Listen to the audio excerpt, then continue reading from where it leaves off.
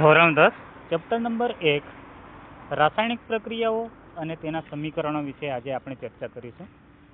બોર્ડની પરીક્ષામાંથી આ ચેપ્ટરમાંથી લગભગ 10 ગુણનું જેવું પૂછાય છે, તો એ બાબતને ધ્યાનમાં રાખતા આ ચેપ્ટર એક મહત્વનું સાબિત થઈ શકે છે તમારા માટે અને સરળ છે. તો ચાલો આપણે શીખીએ રાસાયણિક પ્રક્રિયાઓ અને તેના સમીકરણો વિશે. રાસાયણિક પ્રક્રિયાઓ એટલે શું? બે અથવા તો બે કરતાં વધુ તત્વો અથવા તો સંયોજનો ભેગા મળીને કોઈ એક નવું જ જ્યારે સંયોજન અથવા તો તત્વ બનાવે, આ જે સમગ્ર જે પ્રક્રિયા છે, આ પ્રક્રિયાને આપણે રાસાયણિક પ્રક્રિયા કહી શકીએ છીએ. રોજિંદા જીવનમાં જોવા મળતા રાસાયણિક પ્રક્રિયા ઉદાહરણો કયા કયા છે? આપણે જોઈએ છે કે દૂધમાંથી દહીં બનવું એ પણ એક રાસાયણિક પ્રક્રિયા થઈ છે એમ કહી શકીએ આપણે. ખોરાકને રાંધવાની ક્રિયા એ પણ એક રાસાયણિક પ્રક્રિયા છે. ખોરાકનું પાચન થવું, મનુષ્યમાં શ્વાસોશ્વાસની ક્રિયા, આપણે ઓક્સિજન લઈએ છીએ, કાર્બન ડાયોક્સાઇડને આપણે બહાર કાઢીએ છીએ, આ પણ એક આપણે શરીરની અંદર થતી રાસાયણિક પ્રક્રિયા છે. ઉનાળામાં દૂધનું બગડવું આ પણ એક રાસાયણિક પ્રક્રિયા છે. લોખંડને કાટ લાગવો એ પણ એક રાસાયણિક પ્રક્રિયા છે. અને દ્રાક્ષના અથવણમાંથી બનાવેલો જે દારૂ છે, આ આખી પ્રક્રિયા છે એ પણ એક રાસાયણિક પ્રક્રિયાનું ઉદાહરણ છે. તો આ ઉદાહરણ તમારે ધ્યાનમાં રાખવા પડશે કે રાસાયણિક પ્રક્રિયા તમને પૂછાઈ શકે છે કે બોર્ડની પરીક્ષામાં રાસાયણિક પ્રક્રિયાના ઉદાહરણ તમે લખો, તો તમે આ જે ઉદાહરણો છે જે તમને કહે કે દૂધમાંથી દહીં બનવું, ખોરાકને રાંધવાની ક્રિયા, ખોરાકનું પાચન થવું, મનુષ્યમાં શ્વાસોશ્વાસની ક્રિયા, ઉનાળામાં દૂધનું બગડવું, લોખંડને કાટ લાગવો કે પછી દ્રાક્ષના અથવણથી દારૂ બનાવવો, આ સમગ્ર ઘટનાઓ જે છે તે રાસાયણિક પ્રક્રિયાના ઉદાહરણ છે. હવે અહીંયા એક વસ્તુ યાદ રાખજો, પીડીએફની અંદર તમે જોઈ શકશો દરેક પ્રકારની વસ્તુ એક હેન્ડ રાઇટિંગથી બનાવીને તમારી સમક્ષ રજૂ કરું છું. તો અહીંયા શું યાદ રાખવા જેવું છે કે ભૌતિક ફેરફાર કયો છે અને રાસાયણિક ફેરફાર. ભૌતિક ફેરફાર એટલે કેવો ફેરફાર કે જે આપણે નજર સમક્ષ આપણે જોઈ શકીએ છીએ, તેમાં થતો ફેરફાર જો આપણી નજર સમક્ષ થતો હોય, આપણે એને નિહાળી શકતા હોય, જોઈ શકીએ હોય, નરી આંખે જોઈ શકતા હોય, તો એને આપણે ભૌતિક ફેરફાર થયો છે તેમ કહીએ. અને ના જોઈ શકતા હોય તો એ રાસાયણિક પ્રક્રિયાનું એક ઉદાહરણ બની શકે છે. ભૌતિક ફેરફાર જેવી રીતે કે એક બરફ પીગળવો.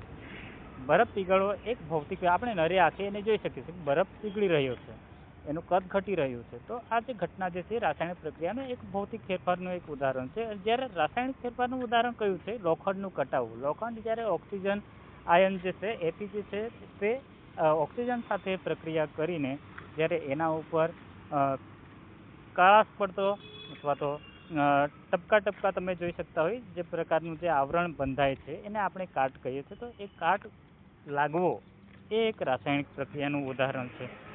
હવે મહત્વની બાબત આ ચેપ્ટરની અંદર એ છે કે પ્રક્રિયકો કોને કહેવાય અને નિપજ કોને કહેવાય. મિત્રો, પ્રક્રિયકો એટલે જે પ્રક્રિયામાં ભાગ લેતા હોય, નિપજ એટલે આપણું લાસ્ટની અંદર જે આપણે જે રિઝલ્ટ મળે છે સામાન્ય બાબતની અંદર આપણે જોઈએ તો એક ઉદાહરણ હું તમને આપું કે ક્રિકેટની રમત છે.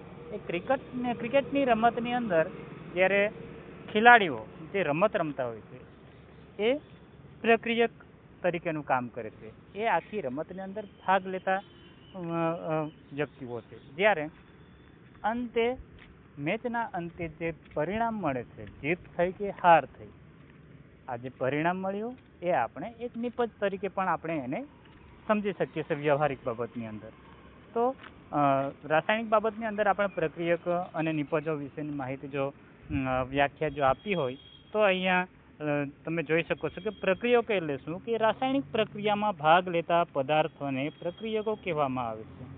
અને ખાસ આ વસ્તુ યાદ રાખજો, પ્રક્રિયકોને સમીકરણ જે વખતે લખવાના થશે ત્યારે હંમેશા તેને ડાબી બાજુ લખવાનું થાય છે, જ્યારે નિપજને આપણે જમણી બાજુ લખીશું.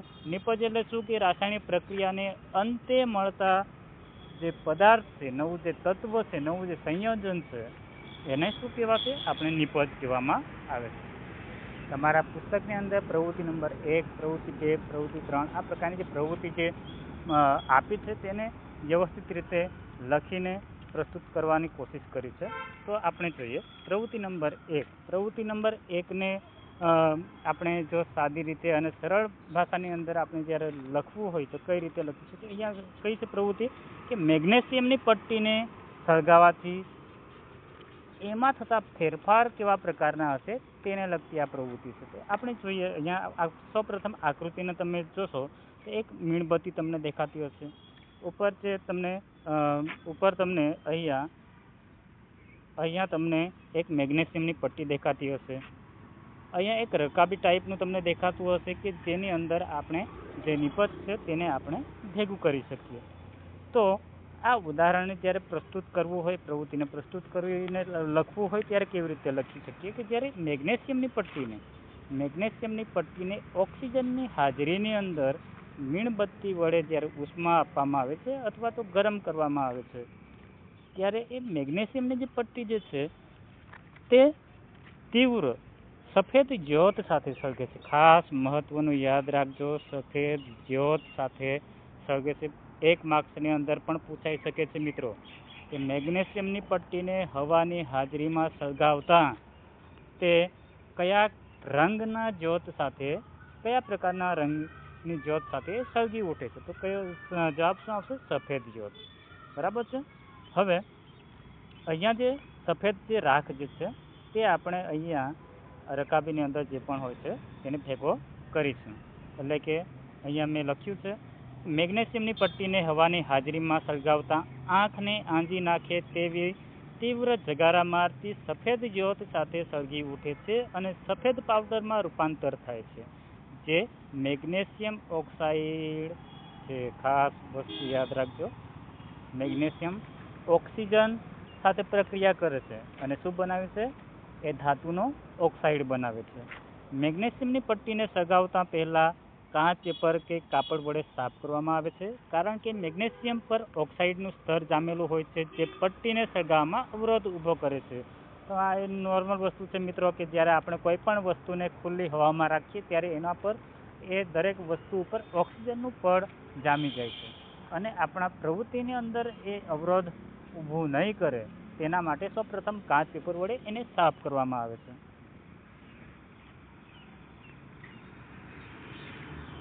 હવે મહત્વનું વસ્તુ આપણે રાસાયણિક સમીકરણ એને કેવી રીતે લખવું. અહીંયા જોશો મેગ્નેશિયમ જેને Mg વડે આપણે દર્શાવીશું, ઓક્સિજનને O2 વડે દર્શાવવામાં આવે છે અને મેગ્નેશિયમ ઓક્સાઇડ એટલે કે રાખને MgO કહેવામાં આવે છે. તો અહીંયા મેગ્નેશિયમ જે છે, મેગ્નેશિયમ એ ઓક્સિજન સાથે પ્રક્રિયા કરીને શું બનાવે છે? મેગ્નેશિયમ ઓક્સાઇડ બનાવે છે અને એ કેવા પ્રકારના કલરનું હોય છે? સફેદ કલરનું હોય છે. અગાઉ આપણે જે જોયું તે મુજબ. હવે સમીકરણની સાથે સાથે આપણે અહીંયા સમીકરણને સંતુલિત કરવું પણ જરૂરી બને છે. તો અહીંયા તમે જોશો કે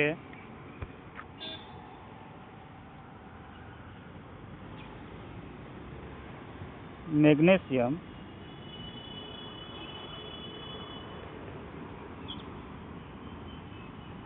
એ કોની સાથે પ્રક્રિયા કરે છે? ઓક્સિજન સાથે. અને શું બનાવે છે? Magnesium oxide. હવે તમે અહીંયા જોશો કે બંને બાજુ જે પરમાણુ જે છે એની સંખ્યા સરખી સમાન હોવી જોઈએ. અહીંયા તમે જોશો મેગ્નેશિયમની સંખ્યા 1 છે, મેગ્નેશિયમની સંખ્યા 1 છે. ઓકે, ઓક્સિજનની સંખ્યા 2 છે ડાબી બાજુ, જ્યારે જમણી બાજુ ઓક્સિજનની સંખ્યા માત્ર 1 જ છે. હવે એને સંતુલિત કરવા માટે આપણે અહીંયા શું લખીશું? 2 લખીશું. બરાબર. તો હવે તમે જોશો ઓક્સિજનની સંખ્યા કેટલી થઈ? 2. ઓક્સિજનની સંખ્યા કેટલી છે? 2. પરંતુ મેગ્નેશિયમની સંખ્યા આ બાજુ 2 થઈ, હવે આ બાજુ 1 જ થઈ. તો અહીંયા પણ આપણે સંતુલિત કરીશું. ડાબી બાજુ આપણે શું મૂકી દઈશું? 2. હવે તમે જોશો 2 મેગ્નેશિયમના પરમાણુ, ઓક્સિજનના 2 પરમાણુ સાથે મળીને શું બનાવે છે? Magnesium oxide. તો આ રીતે તમે સમીકરણને સંતુલિત પણ કરી શકો છો. હવે અહીંયા નીચે લખ્યું છે કે તીર જે છે, સમીકરણ જે છે, સમીકરણને આ તીરની ડાબી બાજુ નજીક પણ તત્વો છે એને આપણે શું કહીશું? પ્રક્રિયકો કહીશું. જ્યારે જમણી બાજુના જે પણ તત્વો છે અથવા તો જે પણ આપણે પરિણામે રિઝલ્ટ મળે છે એને આપણે નિપજ તરીકે ઓળખીશું.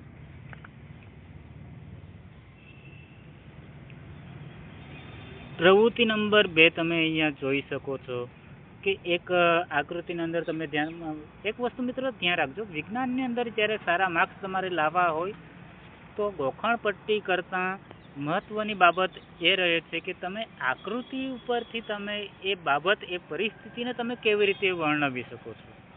જો તમે સાચું અને વ્યવસ્થિત રીતે ગોખણ પટ્ટી વગર સમજ્યા હશો તો ચોક્કસપણે આકૃતિ પરથી તમે દરેકે દરેક પ્રકારની થિયરી વ્યવસ્થિત રીતે લખી શકશો. અહીંયા આકૃતિમાં તમે જોશો એક બીકર લીધું છે. એ બીકરની અંદર દ્રાવણ શેનું છે? Lead nitrate. એની અંદર તેનું દ્રાવણ લીધું છે લેડ નાઇટ્રેટ.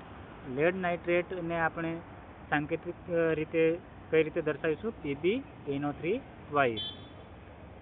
હવે અહીંયા તમે જોશો આ જે દ્રાવણ છે લેડ નાઇટ્રેટ, એની અંદર જ્યારે આપણે પોટેશિયમ આયોડાઇડ એટલે કે KI કસનળી ઉપર દેખાય છે, એ કસનળી મારફતે આપણે પોટેશિયમ આયોડાઇડને આપણે ઉમેરવામાં આવે છે ત્યારે આપણને પીળા રંગના અવક્ષેપ જે તમને અહીંયા બતાવવામાં આવે છે, આ જે ટપકા ટપકા સ્વરૂપે દેખાય છે, આ શું છે? પીળા રંગના અવક્ષેપ. ખાસ વસ્તુ યાદ રાખજો, જ્યારે લેડ નાઇટ્રેટના દ્રાવણની અંદર પોટેશિયમ આયોડાઇડને ઉમેરવામાં આવે છે ત્યારે આપણને કેવા રંગના અવક્ષેપ મળે છે? પીળા રંગના અવક્ષેપ મળે છે. અહીંયા રાસાયણિક સમીકરણ તમે જોઈ શકો છો કે આ છે લેડ નાઇટ્રેટ PbNO3. હવે અહીંયા પોટેશિયમ આયોડાઇડ છે, અહીંયા પોટેશિયમ આયોડાઇડનું પીળા રંગના જે અવક્ષેપ છે PbI2 અને અહીંયા પોટેશિયમ નાઇટ્રેટ મળે છે KNO3 અને સમીકરણને સંતુલિત કર્યું છે. તો આ રીતે તમે આ પ્રવૃત્તિને તમે જોઈ શકો છો. નેક્સ્ટ પ્રવૃત્તિ નંબર 3. અહીંયા તમે જોઈ શકો છો એક કોનિકલ ફ્લાસ્ક લીધું છે. કોનિકલ ફ્લાસ્ક જે છે એની અંદર મન સલ્ફ્યુરિક એસિડ. હવે આ જે મન સલ્ફ્યુરિક એસિડની અંદર જ્યારે આપણે દાણાદાર ઝીંકને એડ કરવામાં આવે છે ત્યારે એક મહત્વની પ્રક્રિયા અહીંયા આપણને દેખાઈ આવે છે. શું થાય છે આ પ્રક્રિયાની અંદર કે જ્યારે મન સલ્ફ્યુરિક એસિડના દ્રાવણની અંદર જ્યારે દાણાદાર ઝીંક, આ જે ઝીંક જે તમને દેખાય છે દાણાદાર ઝીંક ઉમેરવામાં આવે છે ત્યારે હાઇડ્રોજન વાયુ ઉત્પન્ન થાય છે. શું થાય છે? હાઇડ્રોજન વાયુ. તો આ પણ એક પ્રશ્ન સરસ મજાનો છે કે તમને પૂછાઈ શકે છે કે આપણે જ્યારે મંદ સલ્ફ્યુરિક એસિડ H2SO4 ની અંદર જ્યારે દાણાદાર ઝીંકને ઉમેરવામાં આવે છે ત્યારે કઈ પ્રકારની પ્રક્રિયા થાય છે? તો શું થાય છે? હાઇડ્રોજન વાયુ ઉત્પન્ન થાય છે. અહીંયા રાસાયણિક સમીકરણ તમે જોઈ શકશો કે દાણાદાર ઝીંક જેનું સ્ટેટ છે સોલિડ એટલે કે ઘન અવસ્થામાં છે, H2SO4 નું દ્રાવણ H2SO4, ત્યારે શું બને છે? ઝીંક જે છે SO4 સાથે જોડાઈને ઝીંક સલ્ફેટ બનાવે છે અને હાઇડ્રોજન વાયુ છૂટો પડીને ઉત્પન્ન થાય છે.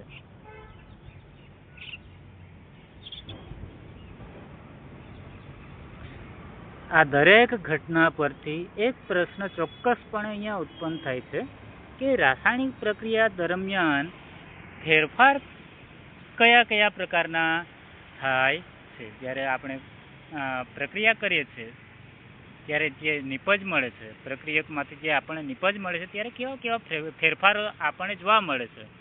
તો અહીંયા તમે જોઈ શકો છો કે રાસાયણિક પ્રક્રિયા દરમિયાન થતા ફેરફારો શું થાય છે? ભૌતિક અવસ્થા બદલાય છે. શું થાય છે?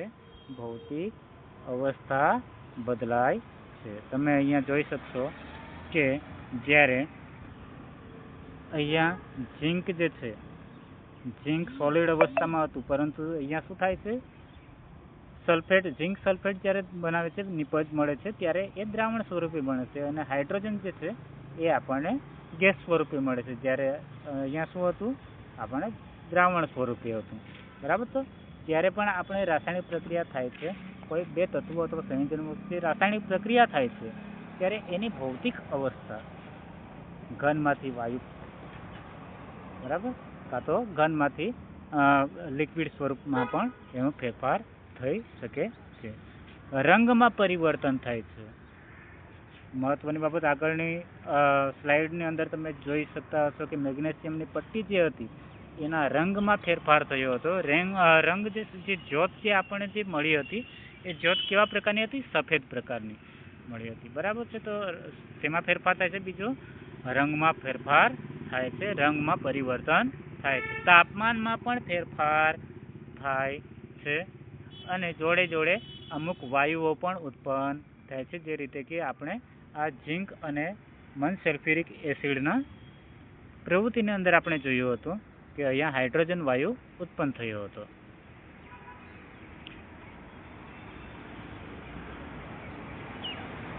હવે જોઈશું રાસાયણિક પ્રક્રિયાના પ્રકાર. મિત્રો, ખાસ આ નામ યાદ રાખજો કે કયા કયા પ્રકારની રાસાયણિક પ્રક્રિયાઓ છે, અને આ દરેકે દરેક રાસાયણિક પ્રક્રિયાઓમાંથી દર બોર્ડની એક્ઝામમાં હંમેશા એક પ્રશ્ન તો હોય જ છે. તો આ જે હવે પછી જે આપણે રાસાયણિક પ્રક્રિયાઓના પ્રકારો વિશે જે ભણશું તે તમારા માટે ખૂબ જ અગત્યનું સાબિત થશે. તો આ પ્રક્રિયાઓ તો ખાસ કરીને યાદ કરી જ લેજો, લખીને મોડે કરજો. રાસાયણિક પ્રક્રિયાના પ્રકાર વિશે જોશું તો એના જે પ્રકાર છે એ આપણને 4 પ્રકારના મળે છે. પહેલો જે પ્રકાર જે છે, સંયોગીકરણ. સંયોગીકરણ એટલે શું? નોર્મલી રીતે આપણે સંયોગીકરણ એટલે કે જોડાવું. અહીંયા શું થતું હશે? નોર્મલ એક તમને ઓવરવ્યૂ હું તમને આપી દઉં કે સંયોગીકરણની અંદર જે છે કોઈ બે વસ્તુ હશે, પ્રક્રિયકની અંદર કોઈ બે તત્વો અથવા તો સંયોજનો ભાગ લેતા હશે, અને એમાંથી આપણને જોડાઈને એક જ પ્રકારની નિપજ મળતી હશે. બીજો પ્રકાર છે વિઘટન. વિઘટન એટલે એનો અર્થ શું થાય છે? છૂટું પડવું. અહીંયાથી જ આપણને ખબર પડી જાય છે કે જે કોઈ પણ એક તત્વ હશે, એ તત્વ કાં તો જે પ્રક્રિયક હશે એ પ્રક્રિયક છૂટું પડીને કોઈ બે પ્રકારના અથવા તો 2થી વધુ પ્રકારના નિપજની અંદર અહીંયા આપણને મળી શકે છે. એના પેટા પ્રકાર છે. એક છે ઉષ્મીય વિઘટન, બીજું છે પ્રકાશીય વિઘટન, અને ત્રીજું છે વિદ્યુતકીય વિઘટન. ઉષ્મીય વિઘટન એટલે ઉષ્મા આપવામાં આવતી હશે. પ્રકાશીય વિઘટન એટલે કે પ્રકાશ, સૂર્યપ્રકાશનો અહીંયા ઉપયોગ થયેલો જોવા મળશે. અને વિદ્યુતકીય વિઘટન એટલે કે અહીંયા ક્યાંક ને ક્યાંક વિદ્યુતનો ઉપયોગ કરવામાં આવ્યો હશે. વિસ્થાપન કરવું. વિસ્થાપન કરવું એટલે કે આપણે કોઈ એક તત્વના સ્થાન પર એને છૂટો કરવો છે અને એના સ્થાન પર કોઈ બીજા તત્વને બેસાડવો છે. એને શું કહેવામાં આવે છે? વિસ્થાપન કરવું. હવે એના પેટા પ્રકાર આપણે જોઈએ તો એક વિસ્થાપન અને દ્વિવિસ્થાપન. અને ચોથો પ્રકાર છે રેડોક્સ પ્રક્રિયા. આ રેડોક્સ પ્રક્રિયાની અંદર આપણે જોશું ઓક્સિડેશન વિશે અને રિડક્શન વિશે. આ ઉપરાંતની બે જે પ્રક્રિયાઓ જે છે તે છે ઉષ્માક્ષેપક અને ઉષ્મા શોષક. અહીંયા તફાવત ખાસ મિત્રો યાદ રાખજો હો, કારણ કે આ વારે ઘડીએ પૂછાય છે કે ઉષ્માક્ષેપક પ્રક્રિયા શું અને ઉષ્મા શોષક પ્રક્રિયા એટલે શું. તો તમે અહીંયા જોઈ શકો કે જે રાસાયણિક પ્રક્રિયામાં ઉષ્મા ઉત્પન્ન થતી હોય તેને ઉષ્માક્ષેપક કહેવામાં આવે છે. કેવા પ્રકારની રાસાયણિક પ્રક્રિયા કે જેની અંદર ઉષ્મા ઉત્પન્ન થતી હોય, ઉષ્મા જ્યારે ઉત્પન્ન થાય છે આ પ્રકારની પ્રક્રિયાને ઉષ્માક્ષેપક પ્રક્રિયા કહેવામાં આવે છે, જે આપણે શરીરની અંદર જે શ્વાસોશ્વાસની જે ક્રિયા જે આપણે કરીએ છીએ એ ક્રિયા પણ આપણે ઉષ્માક્ષેપક પ્રક્રિયામાં જ આવે છે. અહીંયા લખ્યું છે કે શ્વસન એ ઉષ્માક્ષેપક પ્રક્રિયા છે. ઉષ્માશોષક એટલે શું? એનાથી વિપરીત પરિસ્થિતિ. જે રાસાયણિક પ્રક્રિયામાં ઉષ્માનું શોષણ થતું હોય, અહીંયા શું થતું હતું? ઉષ્મા ઉત્પન્ન થતી હતી. જ્યારે અહીંયા શું થાય છે? ઉષ્માનું શોષણ થાય છે. તેને શું કહેવામાં આવે છે? ઉષ્મા શોષક પ્રક્રિયા કહેવામાં આવે છે. હવે બરફ, અહીંયા ઉદાહરણ તમને આપ્યું છે કે બરફનું પીગળવું એ ઉષ્મા શોષક પ્રક્રિયા. કઈ રીતે બરફનું પીગળવું એ ઉષ્મા શોષક પ્રક્રિયા છે? તો તમે જોતા હશો કે જ્યારે આપણે ફ્રીજમાંથી એક બરફનો ટુકડો આપણે બહાર કાઢીએ છીએ ત્યારે એ વાતાવરણમાં રહેલી ઉષ્માનું શોષણ કરે છે અને એ શોષણ થકી એનું શું થાય છે? એ પોતે પીગળી જાય છે. બરાબર છે? તો એ ઉષ્માનું પોતાની અંદર શોષણ કરે છે અને પછી પોતે પીગળે છે. એટલે કે આ કેવા પ્રકારની પ્રક્રિયા છે? ઉષ્મા શોષક પ્રક્રિયા. તો મિત્રો આજે અહીં સુધી રાખીએ. હવે પછીની 4 જે મુખ્ય જે આપણે પ્રક્રિયા છે, કઈ કઈ પ્રક્રિયા છે તમે જોશો. રાસાયણિક પ્રક્રિયાઓની જે છે પરિસ્થિતિ, સંયોગીકરણ, વિઘટન, વિસ્થાપન અને રેડોક્સ વિશે વિસ્તૃત માહિતી લેવાના હોવાથી આપણે આ ટોપિકને નેક્સ્ટ લેક્ચરની અંદર જોશું. નમસ્કાર. હંમેશા મહેનત કરતા રહો અને નોટ્સ બનાવવા ઉપર ધ્યાન રાખજો. Thank you.